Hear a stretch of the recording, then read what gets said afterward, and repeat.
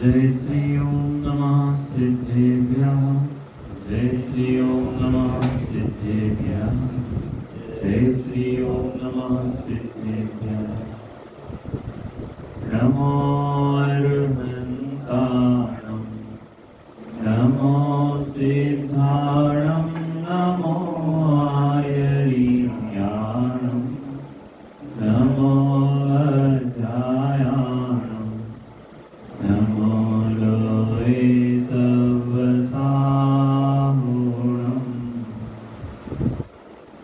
नमः श्रीवर्धमानाय निर्धूतकलिलात्मने आलोकानां त्रिलोकानां यत् विद्यादर्पणायते। मङ्गलं भगवान् वीरो मङ्गलं गौतमो गणी मङ्गलं कुन्दकुन्दाद्यो जैनधर्मोऽस्तु मङ्गलम् सर्वमङ्गल्यमाङ्गल्यं सर्वकल्याणकारिकं प्रधानं सर्वधर्माणां जैनं जयतु शासनं जैनं जयतु शासनं जैनं जयतु शासनं।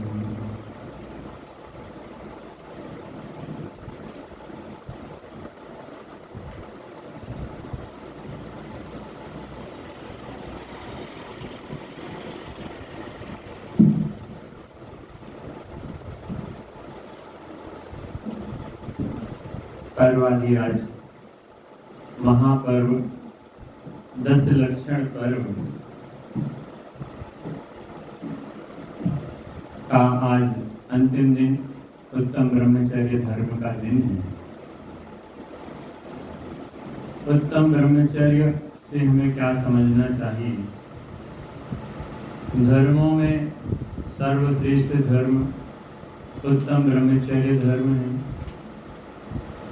उत्तम ब्रह्मचर्य किनके होता है और ऐसे मुनिराजों से हमें अपने जीवन में क्या प्रेरणा लेनी चाहिए? ये बहुत सी उत्कृष्ट मार्ग को दर्शाने वाली बातें जिनागम के अनुसार हमें अपने पुण्य के योग से सहज में ही मिल रही हैं। ऐसी उत्कृष्ट इस वीतरागी धर्म में सभी जीव ऐसे ब्रह्मचर्य स्वरूप का कैसे इसको समझें, कैसे जीवन में उतारें, इसकी अपन चर्चा करते हैं। सामान्य चर्चा करके हम थोड़ा सा रत्नगढ़ स्वागतादि में से पढ़ते हैं। ब्रह्मचर्य की अपन ने कल परिभाषा पढ़ी थी। ब्रह्मचर्यति ब्रह्मचर्या। रत्नगण स्वागतादि में 312 पे है, लेकिन अभी उसमें से चालू नहीं किया है। ब्रह्मचर्यति ब्रह्मचर्या। ब्रह्मचर्य उसी में से विच्छेद करेंगे तो ब्रह्म यानी क्या होता है?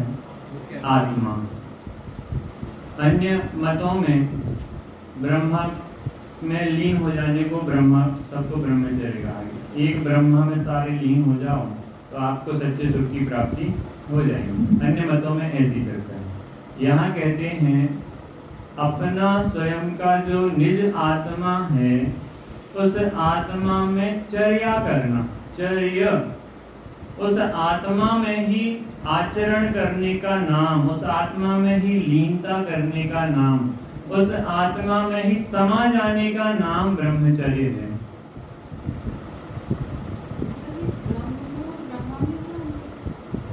वो ब्रह्मा उनको भगवान मानते हैं और वो जो उनके भगवान होते हैं ब्रह्मा, उस एक ब्रह्मा में वो कहते हैं कि आप तो मेरी भक्ति करो, मेरे गुणों में लीन हो जाओ, तो मेरे में समा जाओगे, आपको मोक्ष मिल जाएगा, आपको सुख हो जाएगा। तो वो ब्रह्मा अलग होता है। सृष्टि के कर्ता जो बताया ब्रह्म यानी यद्यपि उनके ज्ञान में, सबके ज्ञान में ये तो है कि ब्रह्म कौन है? जिन्होंने स्वयं का आत्मा देखा है, जिसने आत्मा के अनुसार बाहर की रिद्धियां प्रकट करी हैं, वो ब्रह्मा है। उन्हें अन्य कहीं से तो नहीं करी। ऐसे ही अपने आत्मा में लीन होने के बाद जो पर्याय प्रकट होती है, जो रत्नत्रय की प्राप्ति होती है, जो हमें मुनिराज दिखते हैं, जो चारित्र के धारी होते हैं, जो स्वरूप में विचरते हैं, स्वरूपाचरण, स्वरूप में आचरण करते हैं, तो स्वरूप में आचरण करने का नाम ब्रह्मचर्य है। अन्य में आचरण करने का नाम ब्रह्मचर्य नहीं है। ये बहुत सूक्ष्म और बहुत ही उत्कृष्ट बात है कि हम वर्तमान में भी ऐसे उत्कृष्ट मुनिराजों की पहचान नहीं कर पाते हैं। यदि हमारे चलते फिरते सिद्धों जैसे हमारे मुनिराज यदि स्वरूप की लीनता का पुरुषार्थ नहीं करते हैं, तो वो कुमार्ग में ले जाने वाले हैं। कुमार्ग यानी संसार मार्ग में ले जाने वाले हैं। पथ पर आए हैं वीतरागता के और राग का पोषण कराते। जैसे हमने कल रात में चर्चा करी थी, न्याय में अन्याय में न्याय देखता है, नियत में अनियत देखता है। ऐसे ही यहाँ पर सारा जगत इस बाहर के दिखावे की, धर्म की भीड़ में पागल हो रहा है। कौन क्या है, कौन क्या नहीं है, किसकी तरफ जाना, किसकी तरफ नहीं जाना, किसका आचरण सही है, किसका नहीं है, ऐसे सारे विकल्पों को एक साइड रखते हुए दौड़ में भाग रहा है सारा जगत। सारा जगत में यानी मैं भी उस दौड़ में पीछे नहीं हूँ, मैं भी हर तरह से इस दौड़ में ही दौड़ रहा हूँ। तो उत्तम ब्रह्मचर्य धर्म कहता है कि ऐसे हमारे अनंत सुख संपन्न वर्तमान पर्याय में ही सिद्धों जैसा सुख भोगने वाले ज्ञानी ध्यानी हमारे मुनिराज जो हैं, वो वर्तमान पर्याय में ही अतीन्द्रिय आनंद का रस लेते हैं। वो वर्तमान पर्याय में ही अपने स्वरूप में गुप्त होते हैं और उसमें डुबकी मारते हैं। उसमें डुबकी मारते हुए वो रस की धारा इतनी गजब होती है कि रंच मात्र भी बाहर का विकल्प नहीं रहता कि मुझे बाहर में कोई प्रवृत्ति भी करनी। आदिनाथ भगवान ने 1000 वर्ष और कुछ दिन तक तपस्या करी, तो उनको कितनी बार विकल्प आया होगा कि मुझे बाहर में आहार लेने के लिए जाना चाहिए, मुझे बाहर में ये मच्छर काट रहे हैं, ये बाहर में ये सर्पादिक मेरे आसपास घूमते हैं, ये बाहर में वृक्षों की लटाएं, बाहुबली भगवान के पूरे शरीर पर वृक्षों की बेलें चढ़ गई, तो कितनी बार विकल्प आता होगा कि ये क्या हो रहा है, ये भगाओ, इनको अलग करो, ये बेलें ये नहीं चाहिए है, ये मच्छर काटते हैं, ये शरीर हमें ये बार बार परेशान होते हैं। तो ऐसे जो अपने में गुप्त होने वाले मुनिराज हैं, मुनिराज ऋषभदेव, मुनिराज भगवान नहीं, ऋषभदेव भगवान की चर्चा नहीं, कि मुनि बने में जब उस आत्म साधना में लीन थे, 1000 वर्ष तक भी एक बार भी विकल्प नहीं आया कि मैं कहीं जरा सा भी बाहर जाऊं। तो उसमें लीन होने वाले को बाहर का भाव ही समाप्त हो जाता है कि मैं तो ज्ञानानंद स्वभावी आत्मा हूँ, मैं नित्य उद्योत रूप हूँ, निरंतर नए नए सुख को ग्रहण करता हूँ। ऐसा अतीन्द्रिय सुख का स्वाद जिसने एक बार चखा हो, जिसने वर्तमान पर्याय में एक बार उत्कृष्ट धन की प्राप्ति करी हो, समृद्धता पाई हो, एक बार उस संसार में उसने ऊंचा नाम पाया हो, वह व्यक्ति वर्तमान पर्याय में कभी नीचे जाने की कोशिश करेगा क्या? कि जिसे एक बार लगन लगी है, जिसे एक बार अपने आत्मा की लगनी हुई है, वो कभी भी बाहर जाने का अभ्यास नहीं करता। बाहर जाए तो उसे कांटे जैसे चुभते हैं। कदाचित यदि शुभ परिणामों में मंद कसाय से बाहर आने का उद्यम होता है, तो बार बार वो पुनः भीतर जाने का प्रयास करता है कि अरे रे, मैं यहाँ कहाँ निकल आया। ये बाहर का वैभव, ये बाहर की अनुकूलताएं वास्तव में अनुकूलताएं नहीं है, ये तो प्रतिकूलताएं हैं। ये मुझे डसती हैं, चुभती हैं। उन्हें जंगल में रहने वाले ऐसे आनंदमय मुनिराज के अंतर में, हृदय में क्या तत्व की चर्चा आती है? किसी ने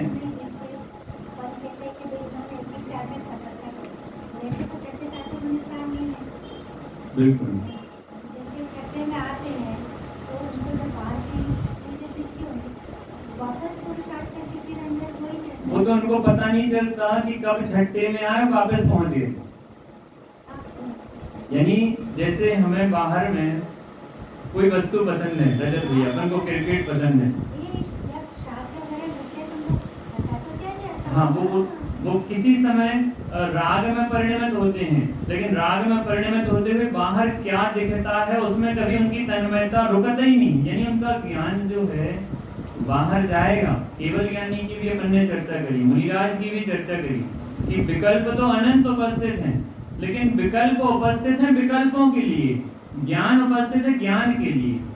जैसे उदाहरण मैं देता हूँ, अपन को कोई, हमें क्रिकेट पसंद है, हमें, मैं अपनी उदाहरण देता हूँ, क्या हमें क्रिकेट पसंद है तो दुकान छोड़ के जब घर में टीवी नहीं थी तो दूसरे के यहाँ क्रिकेट देखने जाते थे। अब दुकान में ग्राहक आ रहा है, नहीं आ रहा है, क्या हो रहा है, कुछ पता नहीं है। अब घर में टीवी है तो घर में देखने बैठते थे। अब ऐसे देखते थे कि बिल्कुल तन्मयता से, अरे क्या सिक्स मारा है, वहाँ ऐसे जुड़ान रहता है बिल्कुल आंखों से, जैसे कोई अपन को सम्मोहित कर लेते ना। अब मम्मी चिल्ला रही, बेटा जल्दी आओ, भोजन करो, दुकान जाना है, स्कूल जाना है, ये करना है, अपन को आवाज नहीं आती कानों में, आती है क्या? क्योंकि तन्मयता कहाँ की रहती है कि वापस वहीं जाने की, तन्मयता वहीं की बार बार रहती है। और जब जोर से चिल्ला के डांटते हैं, जब पीछे पड़ते हैं तो एकदम से अरे हाँ मम्मी क्या हुआ। अपन का जब इस दशा में अपनी तन्मयता विषयों में इतनी तीव्र हो जाती है तो फिर वो अरहंत भगवान की वो मुनिराज की दशा जो है छठे सातवें वर्षस्थान में, छठा तो सिर्फ कहने के लिए है, वो तो सातवां निरंतर शुद्धोपयोग शुद्धोपयोग शुद्धोपयोग शुद्धोपयोग इसकी ही दशा वर्षती है। यानी वहाँ थोड़े से छोटे जरा से ऐसा विकल्प अपने आत्मा से टूटा, थोड़े समय के लिए छठे में आए और छठे में झूला झूलना, लेकिन छठे में झूला झूला और वापस सत्य में सातवें में चढ़ गए। यानी छठे में रहकर कभी ये विकल्प नहीं है था कि अब मैं छठे में आ गया हूँ तो अब आराम से मैं ये शास्त्र जी की रचना कर लूँ, इसके लिए नहीं आता। वो तो किंचित आत्मा से एक समय के लिए परिणाम छूटा और उतने में उनको जो विकल्प आया उन्हें राग के शुभ में कि जीव करुणा पूर्वक जीव इस मार्ग में कैसे लगे, उनको ये करुणा आई, उन्हें थोड़ा कुछ लिख दिया, उसके बाद वापस जहाँ तहाँ डूब जाते हैं। और ऐसे बहुत से मुनिराज होते हैं जिनके शुद्धोपयोग में तल्लीनता लगातार नहीं रहती है, तो अपने इन बाहर की करुणा के उपकारक जीवों के लिए बहुत उत्कृष्ट मार्ग प्रदान करते हैं। तो दोनों ही ये उत्कृष्ट पंथ के धारी मुनिराज हमारे लिए सर्वोत्कृष्ट हैं, सिर माथे पर विराजमान करने जैसे। मुनिराज का उदाहरण आता है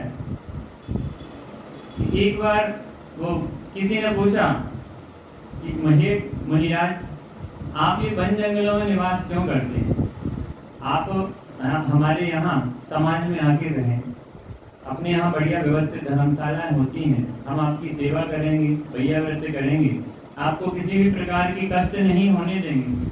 तो उन्होंने कहा कि भैया ये वन में सिंह आदि के जो रहते हैं ये तो मेरे शरीर का भक्षण करेंगे, लेकिन ये गांव में जाने पर जो अपने दो पैर वाले मनुष्य रहते हैं, ये दो पैर वाले मनुष्य तो मेरा माथा खा जाएंगे, मेरे ज्ञान को डिस्टर्ब करेंगे, मेरी बुद्धि को नष्ट कर देंगे।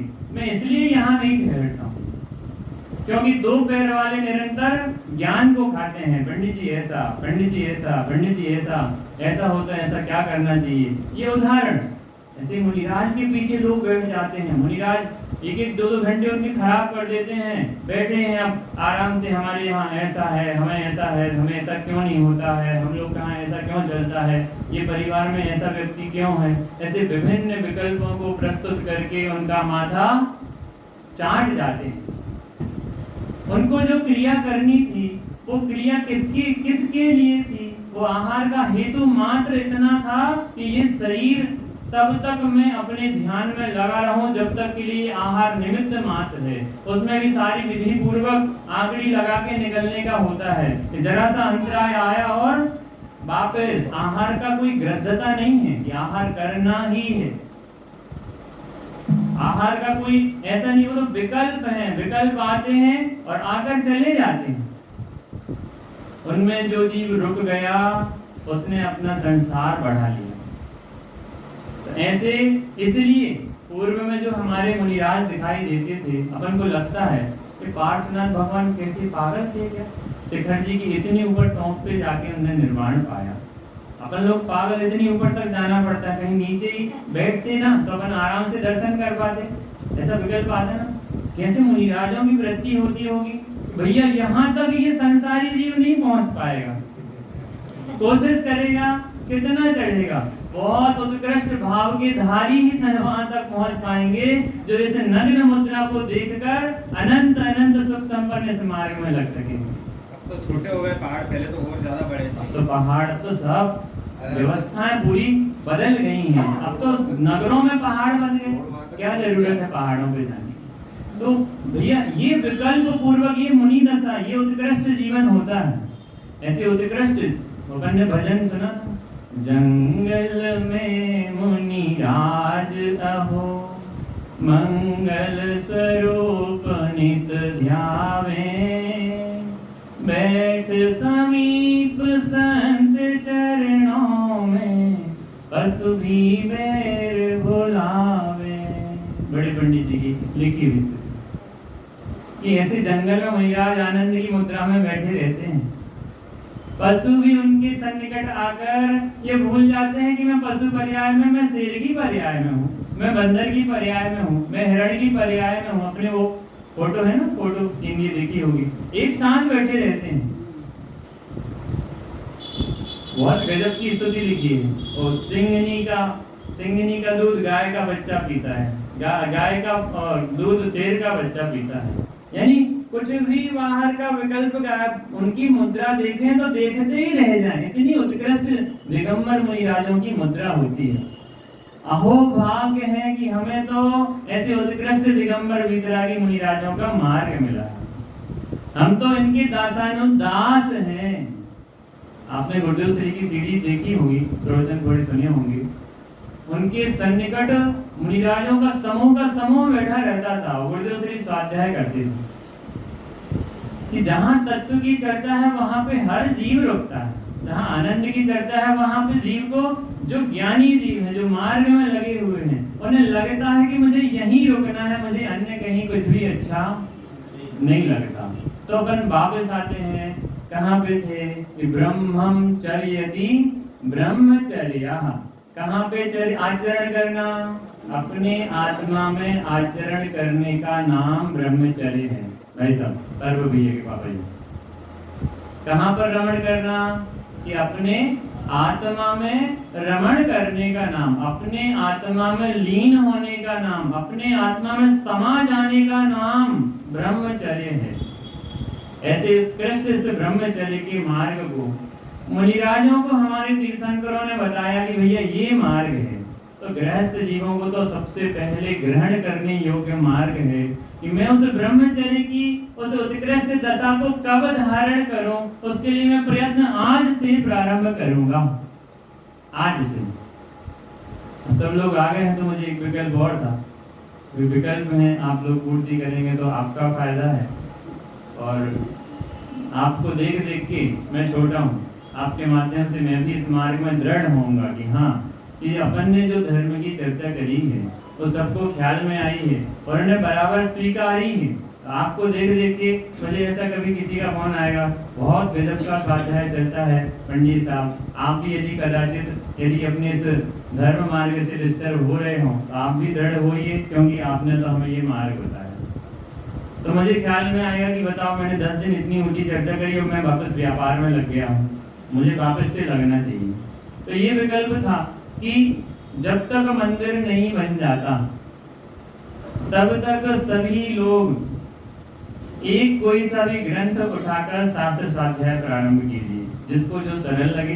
प्रथमानियोग का किसी को करणानी योग रुचता है तो वो करणानी योग का, किसी को कहानियाँ, किसी को स्तुतियाँ, किसी को कोई विधान है, बस पढ़ते जाइए। अभी ये प्रयत्न नहीं करना कि समझ में आ ही जाए सारा, बस चालू कर दो। रत्नकरण श्रावकाचार्य जी बहुत सरल ग्रंथ है, इसको पढ़ो।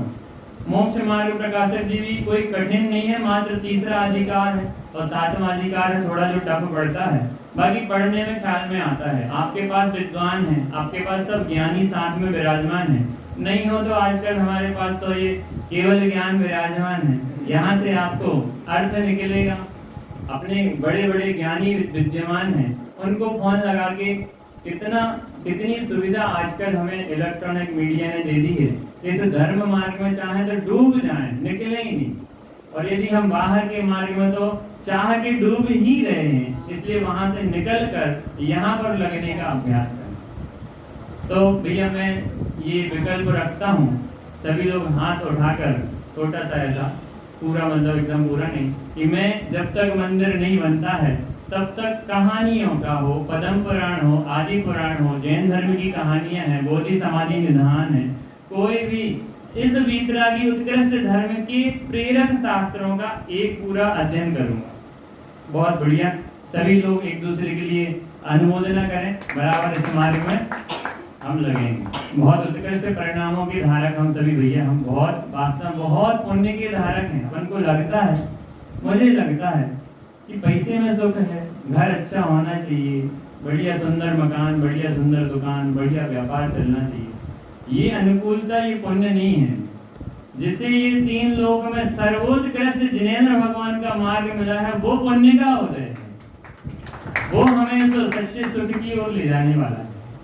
इसलिए सब बिल्कुल पूरे ताकत से इस मार्ग की ओर लग जाएं। मैं तो कहता हूँ कि विश्व में नाम होवे कि ये जिनेंद्र भगवान का जो नीमच में मंदिर बना है, उस मंदिर से इतने जीव सम्यक दृष्टि होकर मोक्ष मार्ग प्रवेश करें, सबको लगे कि हमने वास्तव में कार्य किया है। ये मार्ग मिला है तो हम ऐसे ही नहीं जाने देंगे। वापस आते हैं। हाँ, ब्रह्मम निज शुद्धात्मा में आचरण करना, उसमें रम जाना, उसमें लीन हो जाना उत्तम ब्रह्मचर्य है। यह ब्रह्मचर्य धर्म व्रत समस्त व्रतों में श्रेष्ठ व्रत है। सम्यक दर्शन, सम्यक ज्ञान सहित आत्मलीनता, सम्यक दर्शन और सम्यक ज्ञान सहित आत्मलीनता ही ब्रह्मचर्य है। इनके बिना जो बाहर का आचरण है वो ब्रह्मचर्य नहीं है, वो तो संसार की चर्या कराने वाला है। मात्र स्त्री को छोड़ने या ग्रहण करने का नाम ब्रह्मचर्य नहीं है। एक विषय मात्र को छोड़ के हम ये समझे कि हमने ब्रह्मचर्य ले लिया तो उसे ब्रह्मचर्य नहीं कहा, या फिर मात्र एक क्रिया विशेष के त्याग को ही ब्रह्मचर्य मानने लग जाना, तो वो भी ब्रह्मचर्य नहीं है। यहाँ कहते हैं कि जो स्पर्शन इंद्रिय है, स्पर्शन इंद्रिय के जो विषय हैं, इन सभी विषयों को त्यागने का नाम ब्रह्मचर्य है। स्पर्शन इंद्रिय के विषय कौन कौन से? ठंडा, गरम, कड़ा, नरम, रूखा, चिकना, हल्का, भारी, ये जो 8 विषय हैं, इन 8 विषयों में जो आसक्ति है, उस आसक्ति को छोड़ने का नाम ब्रह्मचर्य। एक विषय को छोड़ दिया, मैं तो भैया शादी नहीं की है, मैं ब्रह्मचारी हो गया हूँ। एक विषय के छोड़ने से ब्रह्मचारी नहीं है, लेकिन एक विषय के बाद क्रमशः और अन्य विषयों को छोड़ने का नाम ब्रह्मचर्य है। एक को पकड़ के रह जाएंगे तो हम संसार में ही रह जाएंगे, और यहाँ एक को पकड़ के जाएंगे तो हम अनंत सुख में विराजमान हो जाएंगे। तो यहाँ कहते हैं, जैसे समय सार जी की चौथी गाथा आपने सुनी होगी, है सर्वश्रुत परिचित अनुभूत भोग बंधन की कथा, पर से विभक्ति तत्व की उपलब्धि किंतु सुलभना। ये जो अनादिकाल से हमारी बाहर की रुचि पड़ी है, वो क्यों पड़ी है? सर्वश्रुत परिचित अनुभूत भोग बंधन की कथा, कि सबके द्वारा ये भोग की कथा, भोग की बंधन की कथा, ये सारी कथाएं अनादिकाल से ही कर रहे हैं और उनमें रुचि कर रहे हैं, तो सबको परिचित है। पर से विभक्त एकत्व की उपलब्धि किंतु सुलभ ना, कि मैंने आज तक इस एक आत्मा को भूलकर पर के लिए सब कुछ किया है, इसलिए पर की चर्चा हमें अच्छी लगती है, उसमें रस आता है। लेकिन मैंने एक आत्मा पर से विभक्त एकत्व की, कि इन सब से भिन्न जो सारे जगत को जानता है, उस जानने वाले ने स्वयं को नहीं जाना है, इसलिए ये दुर्लभ है, ये थोड़ी कठिन लगती है, इसकी हमने रुचि नहीं करी है, इसलिए हमें कठिन लगती है। अगर हम इसकी रुचि करें, जैसे विषयों में लीनता है, वैसी अपनी चर्चा आई थी कि एक अंतर मुहूर्त मात्र के लिए भी यदि इसमें आके रुके तो सम्यक दर्शन हुए बिना नहीं रहे। इसलिए ये जो अनंत काल का रस है, वो वर्तमान पर्याय में भगवंतों के विराजमान करने के साथ साथ ही ये अनंत काल का रस भी समाप्त हो जाना चाहिए और उनके विराजमान करने के साथ साथ ही सम्यक दर्शन प्रकट हो जाना चाहिए। यानी पूर्व की तैयारी इतनी पक्की हो जाए, इतनी मजबूत हो जाए कि बाहर में देखने वाले दंग रह जाएं कि ये क्या है, ये परिणति क्या है, ये करते क्या है, ये आनंद में रहते कैसे हैं। ऐसा देख देख के लोगों को लगे कि वास्तव में करने योग्य कार्य तो इन्हीं ने किया है, हम तो निरंतर ये इस विधि में आकर के पूजन इसमें लग करके तो हम निरंतर अनंत विकल्पों से इस संसार का ही कार्य कर रहे हैं। उस दिन रजत भैया पापा ने बुलाया ना भजन, कहाँ है पापा जी? जिया कब तक उलझेगा संसार विकल्पों में, कितने भवधार चुका, कितने भवभीत चुके, संकल्प विकल्पों में, जिया कब तक उलझेगा संसार।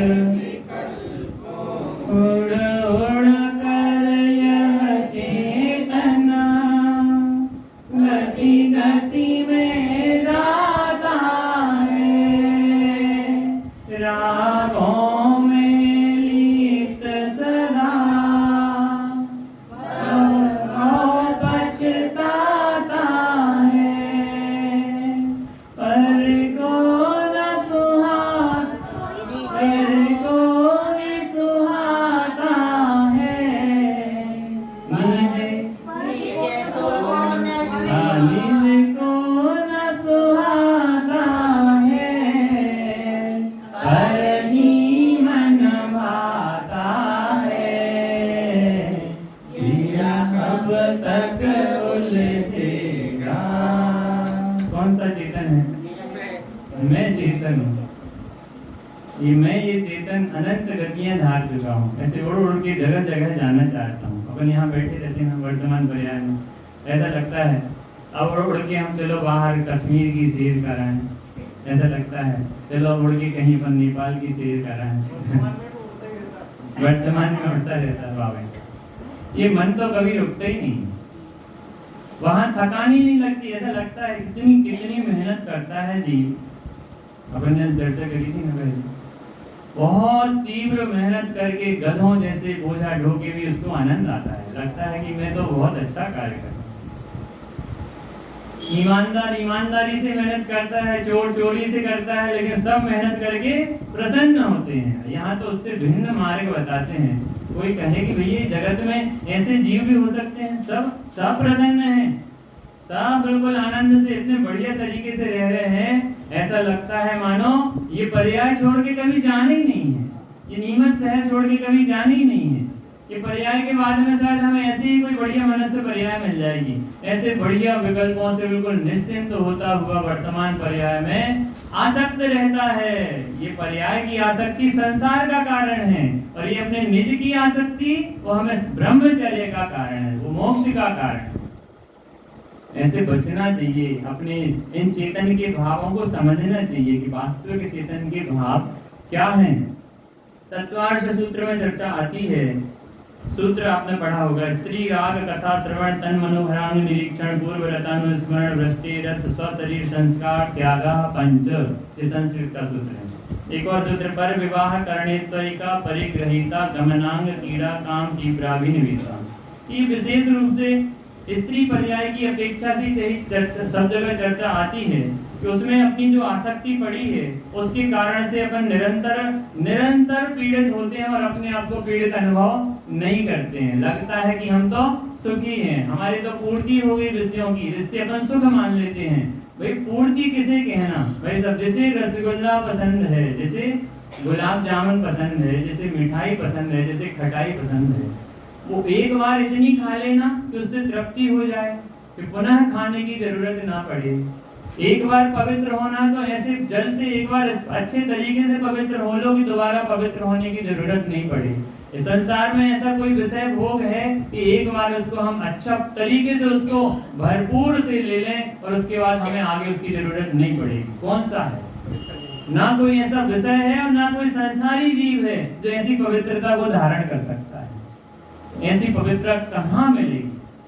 ऐसी पवित्रता, ऐसा सुख ये अपने इस आत्मा में भरा है जो निरंतर बाहर सुख खोजता है।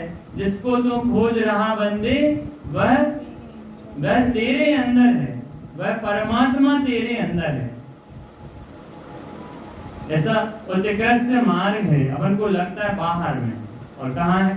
लगता किसे है? कि मुझे, मेरे ज्ञान को लगता है कि बाहर है, और है तो ऐसा लोक में नहीं लगता।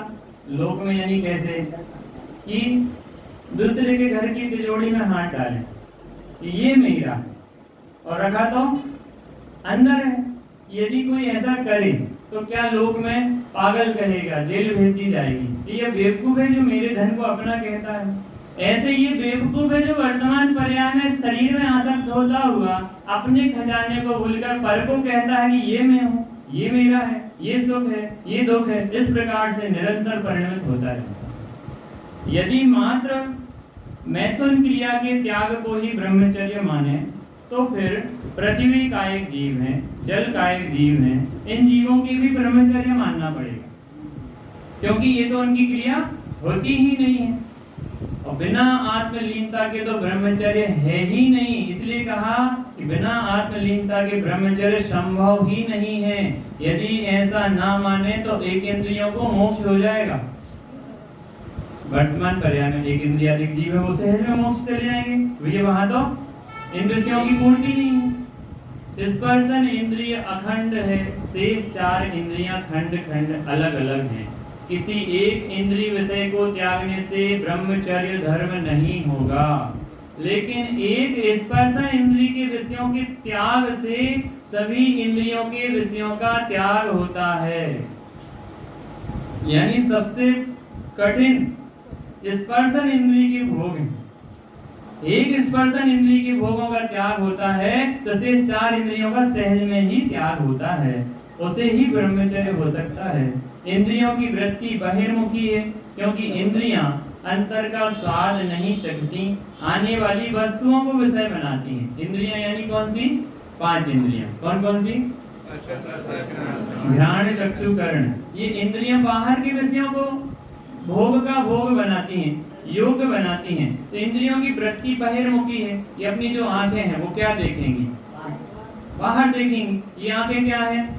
जड़ है, पुद्गल है। तो ये जड़ पुद्गल क्या देख पाएगा? कि जड़ पुद्गल ही देख पाएगा। अपन ने इसमें जैन सिद्धांत प्रवेशिका में चर्चा आती है ना कि पुद्गल का कार्य मात्र पुद्गल का ही कार्य है। एक गुण में रहने वाले अनंत गुण बिखर कर अलग अलग भी नहीं हो जाते हैं और एक भी नहीं होते हैं। द्रव्य भी अलग है, गुण भी अलग है। ऐसी भिन्नता ख्याल में आती। तो कहते हैं ये आंखों से हमें मात्र जड़ ही दिखाई देता है, अपना चैतन्य भगवान आत्मा दिखाई नहीं देता है। तो इंद्रियों की वृत्ति बहिर्मुखी सहज, क्योंकि उसका स्वरूप है स्पर्शन रसना घ्राण चक्षु कर्ण। ये इंद्रियों का पुद्गल का स्वरूप है। क्योंकि इंद्रियां अंतर का स्वाद नहीं चखती। इंद्रियां वास्तव में सही कार्य कर रही हैं, उद्गल जड़ सही कार्य कर रहा है और चेतन गलत कार्य कर रहा है। चेतन इंद्रियों में तन्मय होता हुआ इंद्रियों को अपना मानता है, लेकिन इंद्रियां कभी चेतन में तन्मय नहीं होती, इंद्रियां अपना काम करती हैं। कैसी व्यवस्था है? जड़ को जड़ का स्वरूप ख्याल है और चेतन को चेतन का स्वरूप ख्याल में नहीं है। ऐसी उल्टी उल्टी व्यवस्था वाला क्या जीव हो सकता है, चेतन हो सकता है? कि मैं हो सकता हूँ कि ऐसी उल्टी व्यवस्था करने वाला? अनादि काल से ये उसकी तन्मयता हमें उसमें ही फंसाए रखती है। पांचों द्रव्य अपना काम सही कर रहा है, बस जीव छह द्रव्य बिल्कुल जी हाँ, 5 द्रव्य अपना काम करते हैं, उसमें से एक द्रव्य, और यदि अपन निश्चय नहीं की अपेक्षा देखें, द्रव्य दृष्टि से देखें, हाँ सही बात, ये लोक की व्यवस्था है। लोक की व्यवस्था में सारे द्रव्य अपना काम कर रहे हैं, बिल्कुल बहुत अच्छी बात कि भाई एक जीव द्रव्य बस भूल करता है। लेकिन अपने वो जैन सिद्धांत प्रवेश का वाली परिभाषा में क्या कहा कि एक बार यदि जीव पुद्गल में मिल जाता तो जीव को पुद्गल होना पड़ता। एक बार पुद्गल जीव में मिल जाता तो पुद्गल को जीव होना पड़ता। ऐसे सारे द्रव्य एक दूसरे में मिल जाते तो वस्तु व्यवस्था खत्म हो जाती। बिल्कुल, रजत भाई धीरज भाई हो जाते, गौरव भाई रजत भाई हो जाते, सारी व्यवस्था मिल जाती। स्त्री पुरुष पुरुष स्त्री सारे मिक्स हो जाता, कुछ भी व्यवस्था नहीं रहती। इतनी जमी जमाई व्यवस्था कैसे मिल रही? इतनी बढ़िया व्यवस्थित व्यवस्था है कि अपन इसमें सिर मार मार के अपना सिर खराब करते हैं, वस्तु व्यवस्था नहीं बदलती है। अपन को लगता है प्रदीप जी हिसाब की अपन करते हैं, मैं करता हूँ, मैं जाता हूँ, मैं आता हूँ, ऐसे लगता है। ये बिगड़ जाता है तो जीव अपना उसमें हाँ होते हुए में अपन को लगता है कि ये मैं करता हूँ। वो कुत्ते जैसी बल्ली बुद्धि पड़ी है, बार बार याद करना, पर्याय बुद्धि कुत्ते की बुद्धि, बार बार ऐसा अंदर से ऐसा लगना चाहिए कि यार मैं कुत्ते जैसा काम कर रहा हूँ, ऐसा कचोटना चाहिए हृदय में, ऐसी अंदर में चुभन होनी चाहिए। अरे मैं कैसे उस कुत्ते जैसे उदाहरण ख्याल में रहे, उसके जैसी में गृद्धता, ऐसी एकत्व, तो ऐसा ममत्व पड़ा है। मेरी बुद्धि कैसी है? ये स्वयं के लिए, एक दूसरे के लिए नहीं कहना।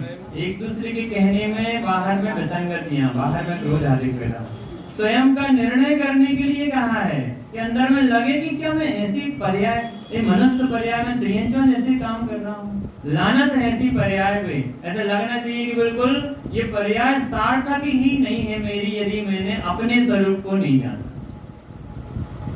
उत्तम ब्रह्मचर्य पेज नंबर 312, रत्नकरण सावकाचार्य वैभव, वो 10 धर्मों की पुस्तक भी उठाना थोड़ा सा, इनमें से अपन थोड़ा थोड़ा चर्चा करके आगे बढ़ते हैं। जो लोग बाद में आए हैं उनको भी मैं पुनः बता दूं कि जब तक अपना मंदिर नहीं बनता है तब तक शास्त्र स्वाध्याय जी का यहाँ बैठे सारे लोगों ने नियम लिया है। जो बाद में आए हैं वो भी अपने परिणामों को संभालते हुए, जब तक हमारा जिनेंद्र भगवान का मंदिर आयतन तैयार नहीं हो जाता तब तक शास्त्र स्वाध्याय जी का नियम लेवे। ये उत्कृष्ट मार्ग की आराधना का मार्ग है, इससे सबके परिणाम विशुद्ध होंगे और सभी लोगों को स्थिरता आएगी और हमारा मंदिर ही बहुत उत्कृष्ट और उज्जवल बन के तैयार हुआ।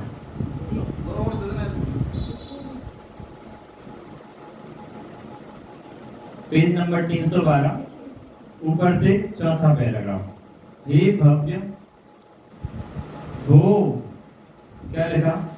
हे भव्य हो के बाद में आश्चर्यवाचक चिन्ह है। हो ये आश्चर्य होता है। और भव्य किसे कहा भैया? रजत भाई, भव्य किसे कहा? हम सभी जीवों को भव्य कहा है। करुणा है आचार्यों को हमारे ऊपर। स्त्रियों के सुख में जो रागी, स्त्रियों के सुख में रागी, जो मन रूप मदोन्मत्त हाथी है, उसको वैराग्य भावना में रोक करके तथा विषयों की इच्छा का अभाव करके दुर्धर ब्रह्मचर्य धारण करो। आश्चर्य लगता है उनको कि कैसे बुद्धि मति मारी गई है जीव की, कि ऐसे स्त्रियों के सुख में जो आसक्त है, तो कहा कि ऐसा उत्कृष्ट इस वैराग्य भावना में लग करके अपने मन को रोक करके विषयों की इच्छा का अभाव करिए और दुर्धर ब्रह्मचर्य व्रत धारण करिए। यह काम भाव चित्त रूप भूमि में उत्पन्न होता है। काम से सताए जाने पर यह जीव नहीं करने योग्य ऐसे पाप भी कर डालता है।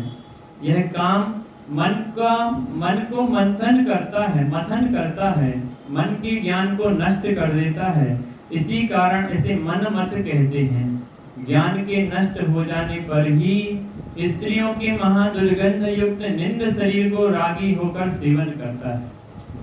अपनी पूजन है ना ज्ञानद राय जी की, ज्ञानद राय जी पूजन में आता है ना, क्या है? संसार में विष वेल नारी करी गए जोगीश्वरा। एक मिनट बदलते हैं सब। संसार में विष वेल पुरुष करी गए जोगीश्वरा। ये पर्याय की तन्मयता ही बेकार है।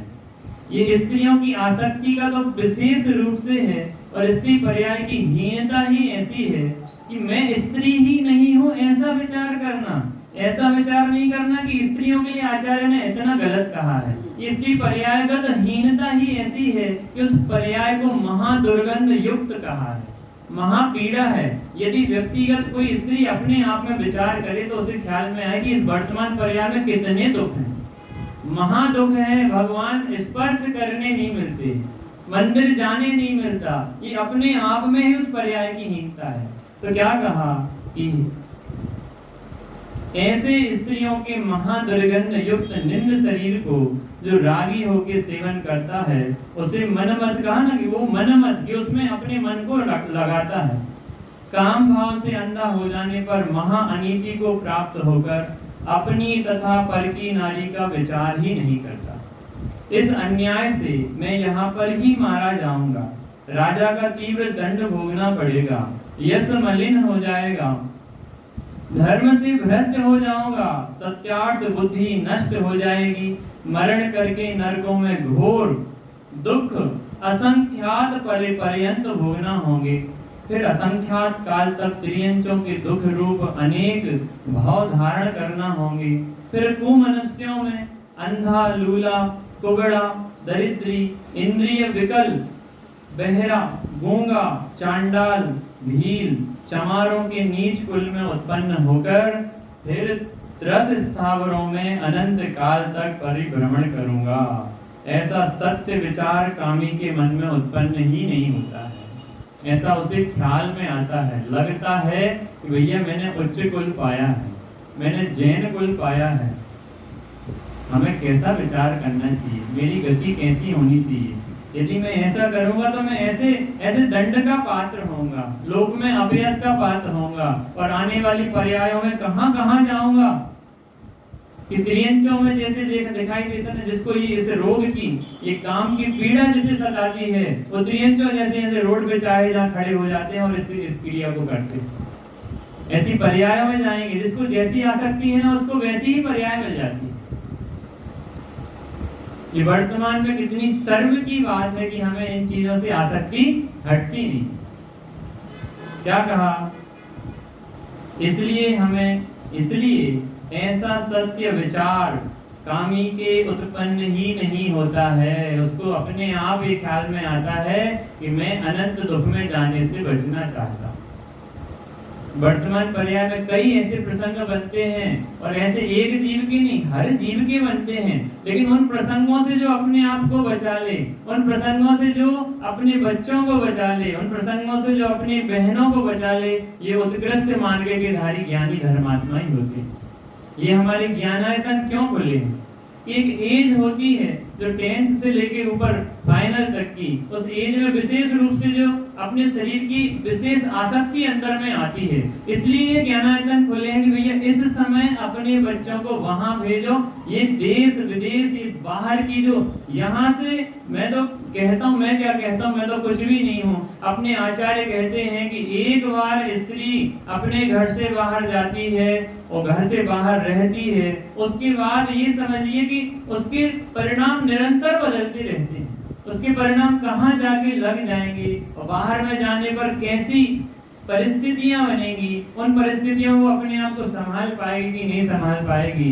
ऐसी परिस्थितियों से बचने के लिए ही आचार्य हमें इन मार्ग में आने की प्रेरणा करते हैं कि यहाँ आओ, यहाँ रुको, यहाँ पे आपका मन स्थिर होगा, यहाँ से आप संसार के इस दुर्विकल्पों से बच जाएंगे, संसार की गंदी गतियों में जाने से बच जाएंगे। आज अपने सामने कितने उदाहरण हैं भाभी जी, कितने उदाहरण है कि अपनी जैनों की बच्चियां भी मुसलमानों में जा रही हैं, कहां कहां नहीं जा रही, चमार में जा रही, बसोरों में जा रही। क्यों जा रही? ये छोटी जाति में क्यों जा रही कि उस हमने उनको अभी अपने से छोटे से तैयार नहीं किया, हमने उनको कभी बताया नहीं कि भैया ये सही स्वरूप है, ये गलत स्वरूप है। आज के समय में बताते ना कि यदि बच्चे को कोई ऐसा स्पर्श करे तो उसको टच का पता होना चाहिए कि किस प्रकार का टच है। ऐसे ये कितनी उत्कृष्ट चीजें हैं, इस मार्ग में लगे, लगाएं, समझाएं तो जीवों को ख्याल में आए। इसलिए कभी भी सबके घर में होता, मैंने भाई साहब से कहा था, सहज में कहीं भी ऐसी परिस्थिति आती है, अपने घरों में भी ऐसे विकल्प आते हैं। शादी हुई और कहा कि नहीं मुझे तो बाहर सर्विस करना है, तो भैया ज्ञानी तो यही कहता है कि भैया जिस समय मेरे हाथ पैर टूट जाए, मैं अपने पलंग पे पड़ा होऊंगा तो तुम जाके कमा के लाना, जब तक मेरे हाथ पैर सलामत है तब तक आपको बाहर जाने की आवश्यकता नहीं है, किसी भी हाल में नहीं। क्योंकि जिसने अपना शील सुरक्षित रख लिया वो ही जिनागम का अधिकारी है, नहीं तो वो जिनागम का भगवान को छूने का भी अधिकारी नहीं है, मुनिराजों को आहार देने का अधिकारी नहीं है। जिसके अंतरंग में निरंतर ये वासना पड़ी हो, वो उत्कृष्ट मार्ग के धारी जीवों को यदि आहार कराता है तो उनको भी तीव्र पाप का बंध कराता है। और यदि उनको ये चीज का ज्ञान नहीं हो तो वो अपने आप में ही निरंतर दुखी होते हैं, परिचय सहन करते हैं। इसलिए बचाना चाहिए। ये मोबाइल है ना, मोबाइल बिल्कुल जब तक पूरी पढ़ाई नहीं हो जाए तब तक मोबाइल ही नहीं दिया जाएगा। ये निर्णय आना चाहिए, अपने लोगों में अपन कर सकते हैं। यदि जिसे छोटे से संस्कार दिया जाएगा वो एक बार सोच सकता है, और जिसे संस्कार छोटे से नहीं दिया जाए, अब बच्चा बड़ा हो गया फिर आप उस पर कमांडिंग नहीं कर सकते हैं। बच्चा आपके लेवल पे आ गया है, बच्चे को आपके पैर के जूते आपके बराबर होने लगे हैं, कहते हैं ना, अब आप उस पर कमांडिंग नहीं कर पाएंगे क्योंकि वो आपके बराबरी का हो गया है। अब वो उससे आपको मित्रवत व्यवहार रखना पड़ेगा। अब उससे बेटे बाप का व्यवहार नहीं चलता है, मित्र जैसा व्यवहार चलता है। ऐसे भैया अपने लड़कों को, लड़कियों को छोटे से, हम तो कहते हैं शादी हुई अभी बच्चा हुआ नहीं है, भावना क्या होनी चाहिए कि मेरे बच्चे बच्ची होंगे तो मैं तो उन्हें ज्ञानायतन में ही लगाऊंगा, आराधना के मार्ग में लगाऊंगा। हमारे यहाँ छोटी से बार बार प्रेरित करते हैं, हमने बताया था, मुझे 5वीं से कहा कि तुम्हें तो स्मारक जाना है। बनती है भावना, ऐसा नहीं बनेगी। जो छोटी से कहेगा बेटा तुम्हें डॉक्टर बनना है, तुम्हें इंजीनियर बनना है, तुम्हें सीए बनना है, तुम्हें विदेश जाना है, तुम्हें जाकर वहां से बहुत रुपया पैसा नाम कमाना है, वो कब धर्म का स्वरूप विचारेगा? जिसके मन में छोटे से अपन ये कहेंगे तुम्हें बढ़िया बढ़िया व्यापारी बनना है, रतन टाटा बनना है, ये बनना है, वो बनना है। अपन को लगता ना, बिल्कुल भैया जैसे अपन कल चर्चा कर रहे थे क्या कि किसी की 5 करोड़ की 1 लाख की भी वो हो सकती है इनकम, तो आश्चर्य आता है, अरे बाप रे 5 करोड़, लगता है कैसा बहुमान आता है। तो 5 करोड़ सब 1 सेकंड में यहीं के यहीं लगे रह जाएंगे, और ये आत्मा अनंत काल के लिए उन 5 करोड़ों के चक्कर में अनंत चक्कर मारेगा, अनंत करोड़ चक्कर मारेगा संसार में। बहुमान किसका? कि जिसका सुख लगता है अपन को उसका बहुमान आता है, पैसे का बहुमान आता है। वो पैसे के चक्कर में अपना सब शील संयम सब कुछ खो देते हैं और मात्र उस संसार के मार्ग में पागलों के जैसे त्रियंचों की भांति भ्रमण करते रह जाते हैं। इसलिए हमारे लोग कम होते हैं, जो मुमुक्षु है ना, अपन को लगता है ना हम लोग तो इतने ही से हैं, हम तो कम हैं। इस मार्ग में लगने वाले कम ही होते हैं। उत्कृष्ट मार्ग के धारक एक ही होता है। गुरुदेव श्री अकेले उस समय पूरे विश्व में अकेले उनने झंडा फहराया है कि ये जैन धर्म ही उत्कृष्ट है। उनने स्वयं की परिणति को सुधारा है। ऐसे उत्कृष्ट मार्ग में लगने वाले ज्यादा भीड़ नहीं चाहिए उनको। भैया मैं तो अपने आप में कैसे रहूं, कैसे बचूं बाहर के लोगों से। जिसे बाहर के लोगों का स्वभाव पसंद नहीं आता ना, वो भीतर की ओर लगने का अभ्यास, नहीं भैया मुझे नहीं, मैं नहीं जाता, मुझे पार्टियां पसंद नहीं है, मुझे ये पसंद नहीं है, बाहर के राग रंग पसंद नहीं है, मैं तो बस अपने घर पे रहूंगा, उसे ये ज्ञान अपने हृदय में धारण नहीं करता है। अपन ने यहाँ तक पढ़ा, इसके बाद मैं आगे आता हूँ यहाँ पर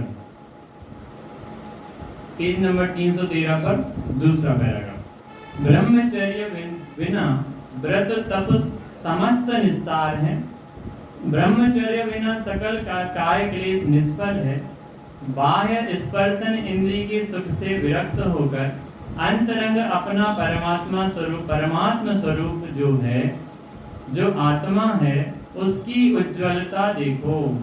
जैसे भी अपना आत्मा काम के राग से मलिन नहीं हो, वैसे ही यत्न करो, ब्रह्मचर्य से दोनों लोग भूषित होते हैं। यदि सील की रक्षा चाहते हो, उज्ज्वल यश चाहते हो, धर्म चाहते हो, अपनी प्रतिष्ठा चाहते हो, तो चित्त में परमागम की शिक्षा इस प्रकार धारण करो। स्त्रियों की कथा नहीं सुनो, नहीं कहो, स्त्रियों के राग रंग कौतूहल नाटक दृश्य नहीं देखो। ये मेला सिनेमा ये देखना परिणाम बिगाड़ते हैं। व्यभिचारी पुरुषों की संगति का त्याग करना, भांग तमाकू जर्दा मादक वस्तु भक्षण नहीं करना, तांबूल पुष्पमाला इत्र फुलेल आदि सील भंग व्रत भंग के कारणों को दूर से ही टालो। दूर से ही नमस्कार भैया, हमें ये चीज हमें नहीं पढ़ना है। गीत नृत्यादि कामोद्दीपन के कारणों का परिहार करो। रात्रि भोजन छोड़ो, विकार करने के कारण लोक विरुद्ध वस्त्र आभरण नहीं पहनो। जो आया ना कितनी बारीकी से आचार्य ने किस समय शास्त्र लिखा है और किस समय इस उत्कृष्ट मार्गों को प्ररूपित किया है। अपन को आश्चर्य आना चाहिए कि ऐसा कैसे बारीकी से उनको पता था कि बाद में कैसे कैसे जीव होने वाले हैं। ये फटे चिथे कपड़े पहनने का जो आजकल क्रेज हो गया है, फैशन चल गया है, उससे सामने वाला अपन को लगता है किसी के मन में कितना विकार उत्पन्न कर सकता है, उसका कोई हिसाब नहीं है। उसके विकार उत्पन्न होने में उसको तो बंध है ही, लेकिन आप भी बंध के निमित्त बनी हो कि मैंने जो ये फटे कपड़े पहने, आजकल यहाँ से आजकल कटे चल गए, थोड़े से यहाँ से कटे चल गए, थोड़े से पीछे कटे चल गए। ये क्या दिखाना चाहते हैं? कभी ऐसा विकल्प आता है कि क्या प्रदर्शित करना चाहते हैं कि हम इसी मार्ग के लिए लगे हैं? कभी ऐसा विकल्प आता है भैया? कभी पुरुषों को देखा है कभी ऐसे फटे कपड़े पहन के चलते हैं? कितनी हाँ पैंट देखी तो कितनी यहाँ पे वर्तमान में कितनी परिस्थितियां प्रतिकूल हो रही हैं कि भाई ये पाश्चात्य संस्कृति के अनुसार सबको देख के चलने की इच्छा होती है। स्कूलों में ड्रेस क्यों बनाई जाती है पता है? स्कूलों में ड्रेस इसलिए बनाई जाती है कि कोई अमीर होगा तो अच्छे बढ़िया वस्त्र पहन के आएगा, कोई गरीब होगा तो बेचारा अपने फटे ऐसे कपड़े पहन के आएगा, या फिर कोई अमीर होगा तो विभिन्न तरीके से बदल के रोज नए अलग अलग, कोई फटे कहीं ऐसे, कहीं एक कपड़ा नीचे जा रहा है, कहीं एक कपड़ा ऊपर जा रहा है। कैसे चल गए आजकल, बस नहीं चल गए रजत भाई। अभी तो अमीर ज्यादा पैसे वाले फटे कपड़े पहन रहे हैं। हाँ बिल्कुल, गरीब अच्छे पहन रहे हैं, गरीब फुल पहनते हैं। मैं ये कह रहा हूँ कि पहले स्त्रियां पूरे अपने शरीर को ढककर ऐसे उत्कृष्ट वस्त्र धारण करती थी, और आज के समय में पुरुष को देखो वो ज्यादातर अपने पूरे मतलब कवर रहता है, ज्यादातर तुम्हें ऐसे नहीं मिलेगा। और स्त्रियां आजकल बाहर में छोटे छोटे वस्त्रों का, शादी पार्टियों में देखो साइड ज्वेलरी ये वो कितनी चीजों में पढ़ के अपने इस उत्कृष्ट शील स्वभावी शरीर का प्रदर्शन करते हैं। ऐसे शरीरों के प्रदर्शन से बचेंगे नहीं तो ये धर्म हृदय में कभी नहीं आएगा। वैभव भैया दूसरी बात आती बात क्या भैया, बहुत उत्कृष्ट मार्ग है भाई साहब, आदित्य भैया है कि नहीं? पीछे नहीं बैठा करो यार, कल से आगे बैठना है। तो पीछे बैठ जाएगा तो आगे बढ़ सकते।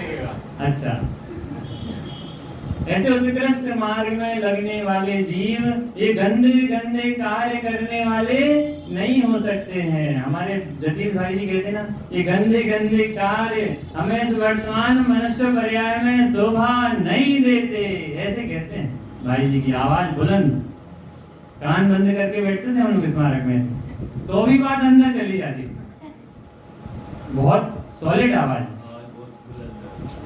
ये ब्रह्मचर्य का बल है। कि आज भी उनमें इतनी ताकत है कि रात के 12 बजे तक तैयारी करते हैं और 4 बजे उठ के फिर अपने काम में लग जाते हैं।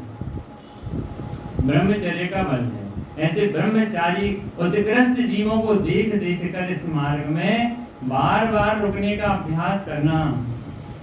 बहुत गजब के ग्रंथ है भैया, इनको पढ़े नहीं तो अपन को कैसे बात ख्याल में है। इसलिए मैंने सबसे बिल्कुल नियम ले लिया है भैया। मेरे पास अध्यक्ष साहब और हमारे प्रवीण भैया नहीं आए, आप बता देना कि मेरे पास खबर आती रहनी चाहिए कि शास्त्र स्वाध्याय हो रहा है कि नहीं हो रहा है, कौन सा शास्त्र स्वाध्याय कर रहा है और उसका पूरा हुआ कि नहीं हुआ, जिन मंदिर बनने तक, नहीं तो मैं नहीं आने वाला। मुझे बराबर सही खबर मिलेगी तो ठीक है, नहीं तो मेरे पास अब 3-4 नंबर है, रजत से भी पता कर लूंगा, नहीं तो मैं बिल्कुल से पता कर लूंगा। बिल्कुल भैया, आपको भी स्वाध्याय करना है, कोई ना कोई पुस्तक उठा के पढ़ना ही है भैया। सबको सारे काम छोड़ दो, सबसे पहले वोट दो। यहाँ वोट दो, जगत की वोटें हमें, राजनीति की वोटें हमें पाप कराएंगे, ये धर्म मार्ग की वोट हमें इस उत्कृष्ट मार्ग पे ले जाएगी। अधिकतर लोग हम लोग ऐसे पढ़ ही रहे हैं, सभी लोग बिल्कुल। सामूहिक कक्षा पढ़ना ही पढ़ना, लेकिन व्यक्तिगत स्वाध्याय प्रतिदिन का, भले आप 5 मिनट से शुरुआत करें, 5 मिनट बस। 24 घंटे में 5 मिनट का कोई मूल्य नहीं है। जैसे अपन ने कल चर्चा करी थी ना कि अपने लाखों रुपए की सैलरी में महीने में 500 रुपए देना कोई बड़ी बात नहीं है। ऐसे 24 घंटे की इस पूरी परिचर्या में 5 मिनट अपने स्वाध्याय, व्यक्तिगत स्वाध्याय, व्यक्तिगत। पंकज भाई साहब पता कर लूंगा मैं, बिल्कुल भाभी जी का नंबर पहुंच गया घर पे हमारा, कल पहुंच गया था कि पंकज भाई साहब पढ़ते हैं कि नहीं पढ़ते हैं, है ना। कोई किसी की शिकायत नहीं करना, बस अपने आप में विशुद्ध परिणामों को रखना। किसी की हंसी या मजाक के लिए नहीं है, ये अपने इस अनंत भवों को बचाने की चर्चा है। तो इसलिए हास्य का विषय बना देंगे तो गंभीरता खत्म हो जाएगी। इसलिए गंभीरता को रखते हुए निर्णय पूर्वक, हमारे रजत भैया तो पक्के हो गए हैं, यदि हमारा निमित्त बनता है तो मैं तो जयपुर में ही सर्विस ढूंढ के टोडरमल स्मारक में दोनों टाइम स्वाध्याय करने वाला हूँ। ऐसे परिणाम, मैं कहता हूँ ऐसे परिणाम बनाए ना 100% व्यवस्था बनती है। भावना भवनाशनी, भावना अच्छी हो तो हमें भव के दुखों से बचाने का कारण बनती है। बहुत सारी चर्चा आती है, इसमें आगे एक और चर्चा आई है, थोड़ी सी पढ़ के अपन, आपका समय आज का और है, मेरे लिए प्राप्त है, तो थोड़ा सा समय लेके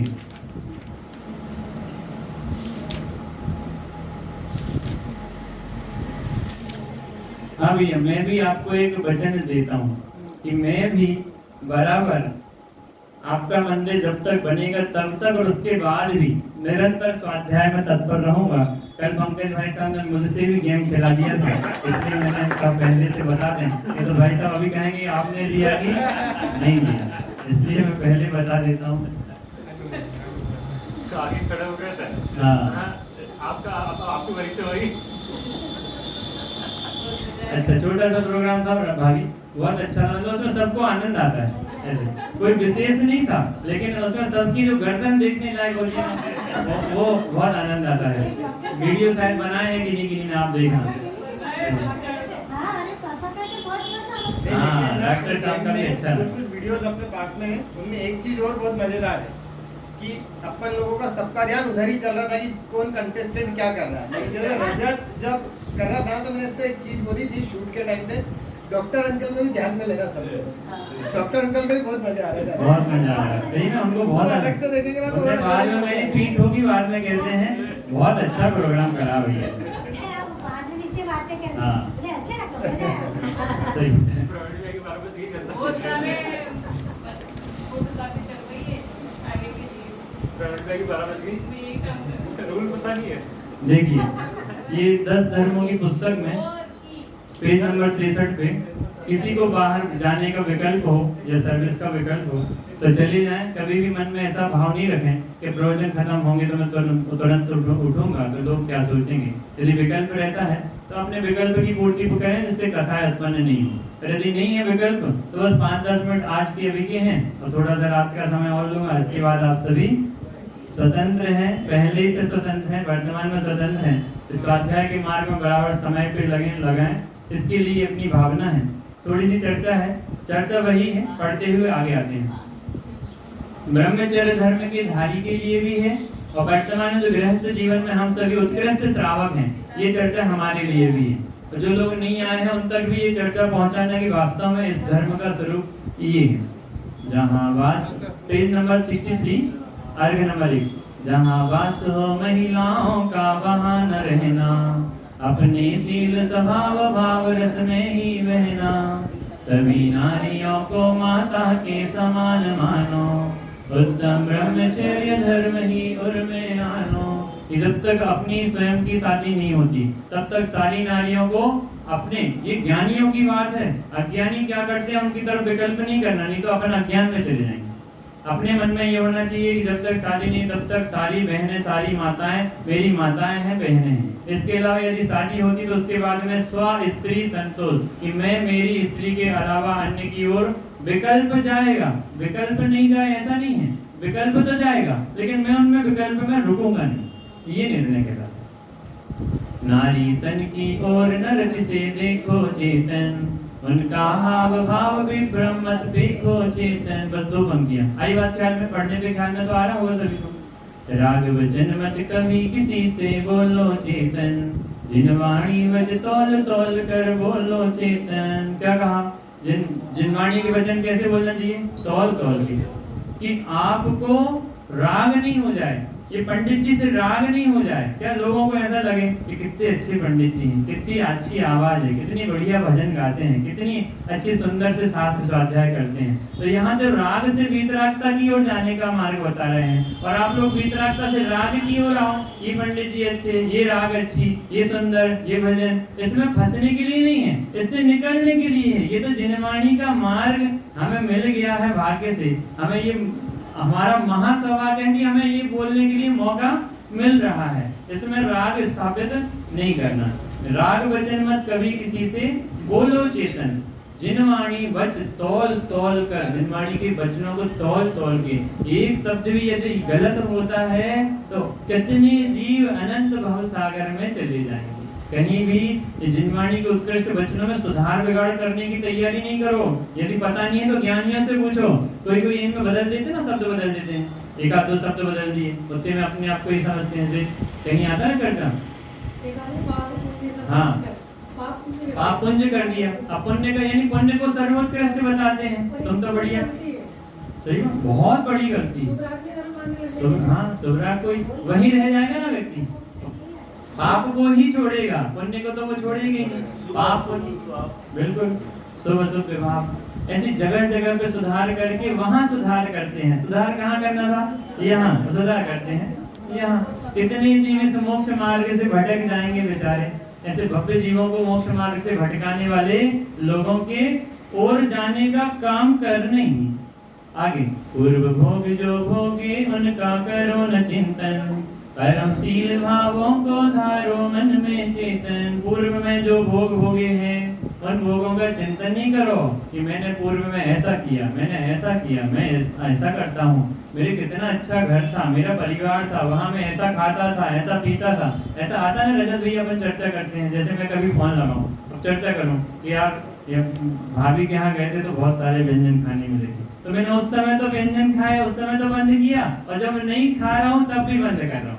इसलिए क्या कहा कि पूर्व के जो भोग हैं उनको भोगने का चिंतन नहीं करो, गया सब, वहाँ का वहाँ रखा रह गया। कामो दीपक भोजन थोड़ा भी मत खाना, सटरस व्यंजन देख रंच भी मत ललचाना। ऐसा लगे क्या गजब भोजन बनाते हैं नीमच के लोग, मजा आ जाता है, ऐसा लगता है वो लार गिर ही जाएगी हमारी, ऐसा आनंद आए, इतना सुंदर भोजन, बढ़िया बढ़िया भैया, मजा आ गया, आप तो गजब भोजन बनाते हैं, ऐसा आनंद आए। कैसा लगता है आपके भोजन देख देख के, ऐसा लगता है कितना सारा भोजन, कितना सारा बनाते हैं, ये अपना दिमाग पहले ही भर जाता है, अरे बस हो गया, बहुत पेट भर गया हमारा, अभी खाना चालू नहीं किया, ये व्यंजन देख देख के पहले ही हमारा पूरा माइंड सेट हो जाता है, भैया पेट भर गया, अब तो बस अब नहीं खाऊंगा। कितना खाएगा जी, छोटी सी कुटिया है अपनी, इस कुटिया में कितना माल भरेगा, नहीं भरता। हाँ सही बात है। ये तो मुझे पता भी नहीं था, इतना सा होता है अपना उधर। सही बात है। क्या कहा, कामोद्दीपक भोजन थोड़ा भी मत खाना। अपन को लगता है कि बहुत बढ़िया अच्छे अच्छे व्यंजन, अच्छे अच्छे खाना खिलाना, ये कामोद्दीपक होते हैं, अंदर में गर्मी उत्पन्न करते हैं। जो विशेष गरिष्ठ भोजन होता है ना, वो ज्यादा अंदर में आलस्य गर्मी उत्पन्न करता है, वो हमें निरंतर बाहर की विषयों में लगने के लिए पीड़ित करता है। आपने बहुत अच्छा बनाया था, अब पुनः जब भी मैं आऊंगा ना तो ऐसे ही भोजन बना। हम तो अपन ने आज से उतने समय तक का बंद कर दिया। तन श्रृंगार न तेल फुलेल आदि से करना, रुचिकर भूषण आभूषण मत तन पर धरना। तन श्रृंगार, अपने शरीर का श्रृंगार तेल फुलेल आदि से नहीं करना।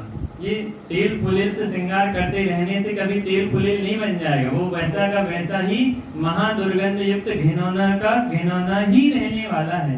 रुचिकर भूषण आभूषण मत तन पर धरना, ये पहनूंगा, ऐसे सुंदर लगेंगे, ऐसे लगेंगे। इस प्रकार से स्व के ब्रह्मचर्य का भी घात होता है और अन्य के भी ब्रह्मचर्य का घात होता है। महिलाओं की सैया पर तुम नहीं ओढ़ना, महिलाओं के वस्त्रों को भी नहीं ओढ़ना। महिलाओं की, जिसके ये वीतरागी धर्म जिसको समझ में आता है, वो क्रम से ऐसी जगह से बचता है। भैया ये जो सोने का बेड है, इस बेड पर यदि कोई महिला नहीं बैठी, ब्रह्मचारी कभी भी इस चीज का बहुत ध्यान रखते हैं। इस बेड को मैं नहीं छूऊंगा, इस चादर को मैं नहीं लूंगा, इस तकिए को मैं नहीं लूंगा, क्योंकि वो भी इतना सा भी विकार में निमित्त बन सकता है। काम कथा में कभी भूल मन को न लगाना, विकताओं को कभी न सुनना तथा सुनाना। ऐसी काम कथा में न लगे, न अपने मन को लगाएं, न अन्य को प्रेरित करें। और विकथाओं को कभी न सुनना, कि अपने पास अपने वीतराग धर्म में इतनी सारी कथाएं हैं, कहानियां हैं, तो इनमें लगाओ, कहाँ बाहर की विकथाओं में पड़े हैं। उदर पूर्ण भोजन तज ओनोदर ही करना, उत्तम पूर्ण शील व्रत पालन चित्त में धरना। उदर पूर्ण, पेट भर जाए बस, अच्छा कल तक भूख नहीं लगनी चाहिए, ये पेट ठोक के कहें बस अब हो गया, अब हमें कल सुबह तक कुछ भी नहीं लेना है। तो यहाँ कहते हैं उदर पूर्ण भोजन तज ओनोदर करना, दोनों दर नहीं करना, कल की व्यवस्था करके नहीं चलना, नहीं तो वो भी निरंतर बंधे का कारण है। जो नवकोटि पूर्वक शील सुपालन करते, अपने भी दुख हरते पर के भी दुख हरते। हमें देख देख के उत्कृष्ट मुनिराजों को देख के अनंत जीव सुधरते हैं, सुलटते हैं, मार्ग पे लगते हैं। कि जो नवकोटि शील पूर्वक, गुरुदेव श्री का शील का कितना उत्कृष्ट उदाहरण है, अपन को तो याद नहीं रहता है। एक माता अपने बच्चे को लेके पहुंची गुरुदेव श्री के पास में, तो गुरुदेव श्री को जैसे ही पता चला, वहीं दरवाजे पे वहीं खड़े रहिए, उसका मुझे नाम संस्कार कराना, मुझे आशीर्वाद दिलाना है, मैं यहीं से देता हूँ। ऐसे उत्कृष्ट ब्रह्मचर्य के धारी थे। अपन को लगता है कि क्या लोग कहते हैं कि कहाँ इनके चक्कर में क्या इनने क्या दिया है, कि जबरदस्ती में कांजी पंथ, कहान पंथ, ये पंथ, वो पंथ। भैया पंथवाद नहीं है, उन्हें तो तत्व की उत्कृष्ट बात उन्होंने ग्रहण करी और जगत के लोगों को दिखाई। मैं भी कहता हूँ कि नहीं नाम लो, लेकिन गुणों को तो आप मानोगे कि नहीं मानोगे। उन्होंने जो कार्य किया है उसका तो सारा विश्व आज भी गुणगान करेगा कि नहीं करेगा। महापुरुषों का आज करता है कि नहीं करता, गांधी जी का गुणगान करते कि नहीं करते। तो नाम से उसके गुणगान किए जाते हैं। गुणों से व्यक्ति की पहचान है, व्यक्ति से गुणों की पहचान नहीं होती है। उनने उस मार्ग में क्या उत्कृष्ट कार्य किया है, इसके कारण से आज उनको लोग परम उपकारक कहते हैं। परम पूज्य नहीं कहते, परम उपकारक। कि पर्याय पूजनीय नहीं है, उनके गुण पूजनीय हैं जो उन्होंने हमारे लिए इस वर्तमान पर्याय में दिए। तो जो नवकोटि पूर्वक शील सुपालन करते, अपने भी दुख हरते, पर के भी दुख हरते। स्वयं के तो दुख हरण करने में लगे हैं, लेकिन वो पर के भी दुखों को हरण करने का मार्ग बताते हैं। क्रूर काम बस बड़े बड़े प्राणी हो जाते, क्रूर काम जड़ से पीड़ित हो बहुत दुख पाते। इस क्रूर काम के बस में बड़े बड़े तीर्थ, मतलब जो मुनिराज के जीव भी उस परिचर्या में रह के भी, उस उत्कृष्ट मुनि पने में रह के भी कदाचित किसी विकल्प के माध्यम से उस मुनि पने को खंडित कर देते हैं। ऐसे उत्कृष्ट क्रूर काम के बस बड़े बड़े प्राणी हो जाते। इसलिए ऐसे जो बड़े बड़े प्राणी इसके बस में नहीं है, तो हमें तो आज से तैयारी करनी पड़ेगी ना। जब हम मुनि चर्या में पहुंचेंगे तब हम परिपक्व होंगे, तब हम दृढ़ रहेंगे। काम बाण जिसके मन होता बहुत दुख पाता, मन संताप ताप होता व्याकुलता पाता। जिसके मन में बार बार स्पर्शन इंद्रिय की भोगने की वांछा पड़ी है, तो जब तक नहीं भोग पाता तब तक बहुत पीड़ित रहता है, बहुत दुखी रहता है। और पीड़ित रहते रहते यदि वो प्राप्त हो जाए तो पुनः उसकी प्राप्ति के लिए दुखी रहता है। काम बाण उच्चाटन हो तो होता दुखिया, उच्चाटन सर काम न हो तो बनता सुखिया। ये शब्दों का चयन देखो कितना गजब है। राजमान जी पवैया जी जो भोपाल के अपने विद्वान हुए हैं, ऐसा गजब का हृदय खोल के रख दिया है जिनवाणी माता का, इतनी बारीकी से, कितनी बढ़िया मिलान से। काम बाण उच्चाटन हो, स्पर्श इंद्रिय की भोगने की वांछा तीव्र होवे तो वो निरंतर दुखी होता है। और जिसको ये उच्चाटन सर काम न हो, जिसके काम बाण की पीड़ा जिसके सर पे है ही नहीं, वो निरंतर सुखिया ही बनता है। काम व्याधि बस कामी जन को कुछ न सुहाता, वशीकरण सर काम न हो तो वह सुख पाता। यदि जीव इस काम के बस में नहीं है तो ही सुख पाएगा, और उसके बस में है तो निरंतर उसे कुछ नहीं सुहाता है, उसे कुछ भी नहीं दिखता है। वो आगे आएगा इसी में शायद। ये पुत्र को पुत्र, माता को माता नहीं देखता, बहन को बहन नहीं देखता, ऐसी अनेक विसंगतियां आती हैं।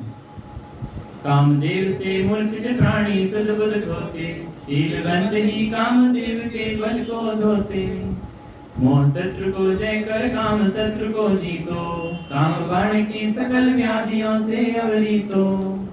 बहुत सारी चर्चा है, ये आता है आप देखो। रूप प्रिया का लख कर जो हर्षित होता है, व्रता पाप का बोझ शीश अपने ढोता है। बोलो वर्तमान मनुष्य पर्याय में पंकज भाई साहब, अपन जानते, सब जानते हैं, विश्व जानता है सारा कि शादी के पहले जीव कितना सुखी रहता है, और शादी के बीच जीव, मैं नहीं कह रहा हूँ कुछ, शादी के पहले जीव कितना फ्री, माता के आश्रय में रहकर जीव कितना सुखी स्वतंत्र रहता है।